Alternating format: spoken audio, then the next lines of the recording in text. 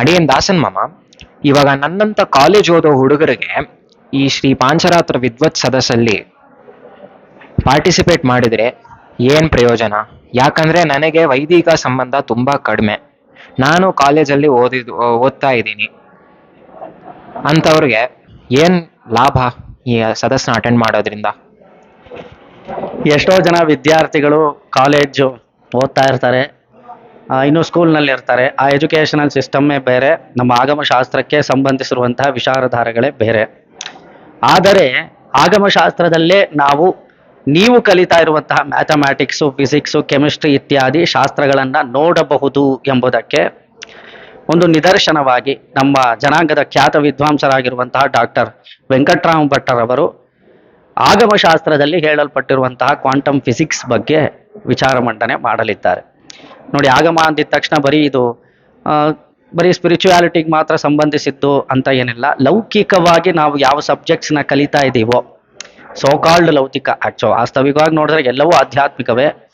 Mathematics ಆಗಲಿ, chemistry ಆಗಲಿ, physics ಆಗಲಿ, ಯಾವುದೇ ಸಬ್ಜೆಕ್ಟ್ ಆಗಲಿ ಕಡೆಗೆ ಮೋಕ್ಷದ ದಾರಿಯನ್ನು ನಮಗೆ ತೋರಿಸುವಂತಹ ಶಾಸ್ತ್ರವಾಗಿರಬೇಕು. ಸಂಖ್ಯಾಶಾಸ್ತ್ರ ಆಗಮಶಾಸ್ತ್ರದಲ್ಲೇ ಇದೆ, ಕೆಮಿಸ್ಟ್ರಿ ಆಗಮದಲ್ಲೇ ಇದೆ. ಆದರೆ ಎಲ್ಲದರ ಗುರಿ ಭಗವಂತ ಎಂಬುದನ್ನು ನಮಗೆ ಆಗಮಶಾಸ್ತ್ರದ ಮೂಲಕ ತೋರಿಸಲಾಗತ್ತೆ. ತುಂಬ ಅದ್ಭುತವಾದ ವಿಚಾರ ಅದು. ಜ್ಞಾನಪಾದ ಮತ್ತು ಫಿಸಿಕ್ಸ್ಗೆ ಸಂಬಂಧಿಸಿರುವಂತಹ ವಿಷಯಗಳನ್ನು ನಮ್ಮ ವಿದ್ವಾಂಸರು ಸದಸ್ಸಿನಲ್ಲಿ ಮಂಡನೆ ಮಾಡಲಿದ್ದಾರೆ. ಆದ್ದರಿಂದ ಕಾಲೇಜ್ ಹೋಗೋ ವಿದ್ಯಾರ್ಥಿಗಳು, ಸ್ಕೂಲ್ಗೆ ಹೋಗೋ ವಿದ್ಯಾರ್ಥಿಗಳು ಅದರಿಂದ ಪ್ರಯೋಜನ ಆಗತ್ತೆ. ನೋಡಿ, ಕ್ವಾಂಟಮ್ ಫಿಸಿಕ್ಸ್ ಕೂಡ ನಮ್ಮ ಆಗಮಶಾಸ್ತ್ರದಲ್ಲೇ ಹೇಳಿದೆ. ನೋಡಿ, ನೀವು ಮ್ಯಾಥಮ್ಯಾಟಿಕ್ಸ್ ಓದಿರೋನ್ನ ಮ್ಯಾಥಮ್ಯಾಟಿಷಿಯನ್ ಅಂತ ಹೇಳ್ಬೋದು, ಅಥವಾ ಡಾಕ್ಟರ್ ವಿದ್ಯೆ ಓದಿರೋನ್ನೆಲ್ಲ ಡಾಕ್ಟರ್ ಅಂತ ಕರಿಬಹುದು.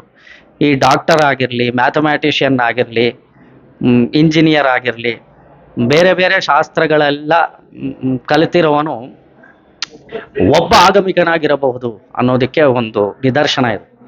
ನೀವು ಮ್ಯಾಥಮ್ಯಾಟಿಕ್ಸ್ನಲ್ಲಿ ಅಥವಾ ಮ್ಯಾಥಮ್ಯಾಟಿಷಿಯನ್ನಲ್ಲಿ ಆಗಮಿಕನನ್ನು ನೋಡ್ಲಿಕ್ಕೆ ಸಾಧ್ಯ ಇಲ್ಲ. ಆದರೆ ಆಗಮಿಕನಲ್ಲಿ ಎಲ್ಲರನ್ನೂ ನೋಡ್ಬೋದು.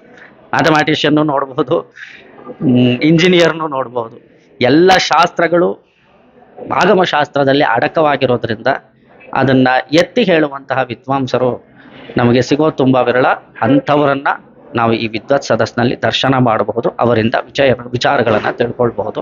ಅದರಿಂದ ದಯವಿಟ್ಟು ಯಾರು ಮಿಸ್ ಮಾಡ್ಕೊಳ್ಬೇಡಿ.